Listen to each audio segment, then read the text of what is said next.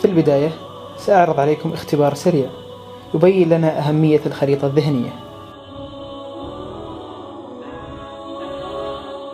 المطلوب حفظ أكبر قدر ممكن من المعلومات في الصورة التالية خلال 20 ثانية.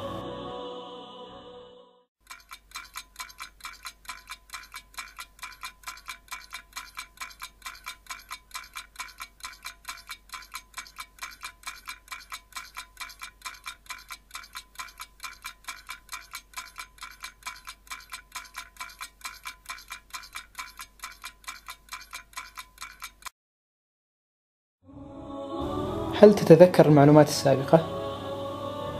سؤال صعب. الآن نختبر نفس الاختبار ولكن باستخدام الخريطة الذهنية. احفظ أكبر قدر ممكن من المعلومات خلال 20 ثانية القادمة.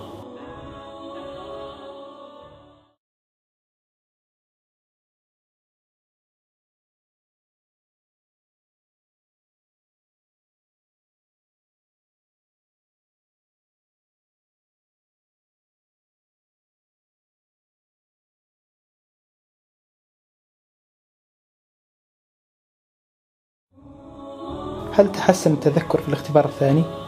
إذا كانت إجابتك نعم، فأنت مثل كثير من الناس استفادوا من الخريطة الذهنية.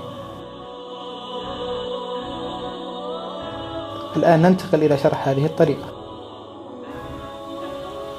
بسم الله والصلاة والسلام على أشرف الأنبياء والمرسلين سيدنا محمد عليه أفضل الصلاة وأتم التسليم. أما بعد، طبعا البعض يواجه مشكلة خاصة الطلاب الجامعيين في تلخيص بعض الكتب، وإذا كان على اختبار مثلا اختبار فصلي أو نهائي فصعب يلخصه من كتاب. الموضوع هو الخريطة الذهنية.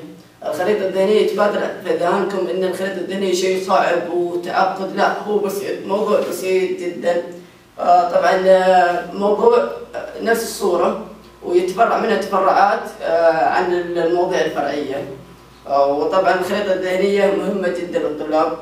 دكتور طارق السويدان قال الخريطة الذهنية بسيطة جدا جدا، وأنا شخصيا دائما أستخدمها من كتابة إلى إعداد البوماتي. وطبعا نستطيع من الفوائد أن نلخص مادة طويلة، توفير جهد، توفير وقت، توفير حتى تذكر والتفكير. ما تحتاج تفكير بسيط، يعني لو أنت 5 صفحات بتذاكرها ولا بتذاكر صفحة واحدة برسم يكون سهل جدا عليك.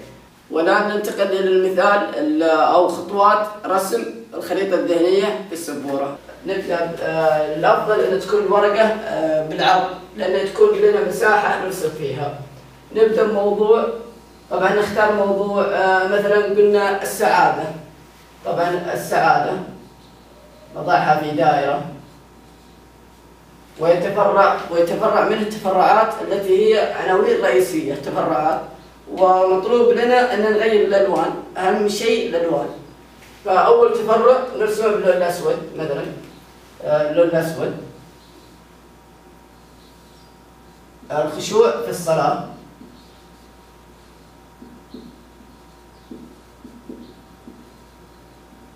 طبعا الخشوع في الصلاة يتفرع إلى تفرعين اللي هم الراحة والطمأنينة. وطبعا الموضوع الآخر اللي هو العنوان الرئيسي الآخر نفرع فرع لحالة، فرع آخر تقوى الله عز وجل.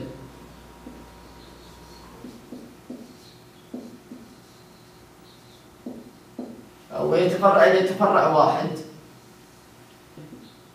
مراقبة الله.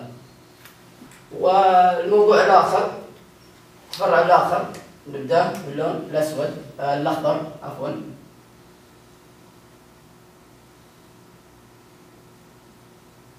بر الوالدين.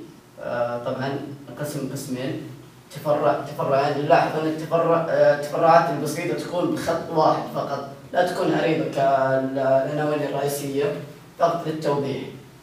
فأولا الاتصال بهما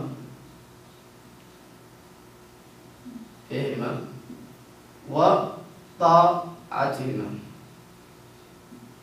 وطبعا الموضوع الأخير آخر موضوع الذي هو بعنوان اجتناب المعاصي.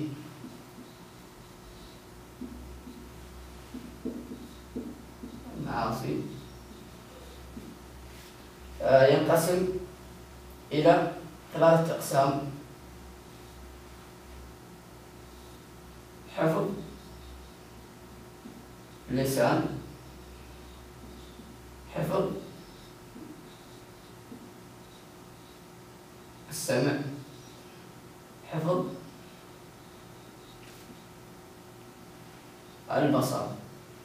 وبذلك انتهينا من رسم الخريطة الذهنية، وطبعا واضحة العناوين الرئيسية والتفرعات حقتها بسيطة وسهلة وسهلة الفهم والتذكر أيضا، وتستطيع بعد أن توفر لك الوقت والجهد. والخريطة الذهنية نقدر نستفيد منها بأشياء خارج الكلية وخارج التعليم، ممكن أمور عائلية أو طلعات بر أو طلعات للسفر. فعندنا هنا رحلة بحرية تنقسم إلى 3 فروع، لفروع أساسية: الطعام، مواصلات، وأنشطة ترفيهية. وكل تفرع منه مثلا الطعام يتفرع منه تفرعات كثيرة، فقط للترتيب وتذكر ما يلزم في هذه الرحلة. وختاما أتمنى أن يفيدكم شرح هذه الطريقة، وشكرا على حسن استماعكم، وصلى الله وسلم على نبينا.